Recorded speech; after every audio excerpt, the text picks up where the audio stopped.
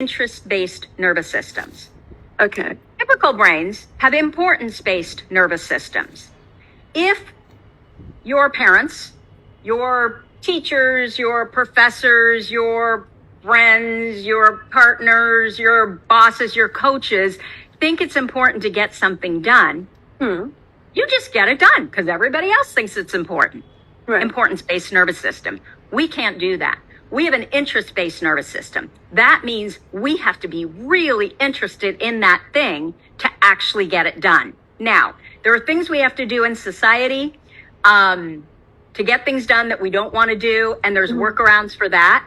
But getting back to the whole burnout, I believe that the biggest problem with the burnout is you are not really doing what it is that you're really interested in.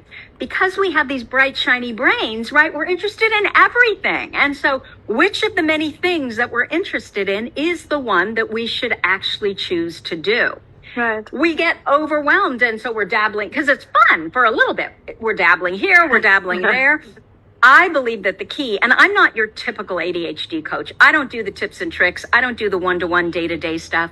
Okay. What I do is I help women build the platform in community of where they actually should be working in their life. So it is the sweet spot of what is it that you really value. Most people think they know. If you haven't done a deep dive, you don't have a clue. And I can say this after bringing literally thousands of women through my, Your ADHD Brain is A-OK program. So it's the values, it's the strengths. How do you move in the world today? Just naturally. Like nobody has to tell you to be like this. You are naturally like this. So for me, two of my biggest things are, well, I remember the first one, which is humor. So if I am struggling in any kind of whatever with other people, I will ask, okay, is it because nobody has a sense of humor here? Everybody is so serious, right? And so I know if I'm not feeling good, if I'm not feeling positive emotion, which is so important for the ADHD brain, it is because I am in an environment where these people, there's one person who's not like the other.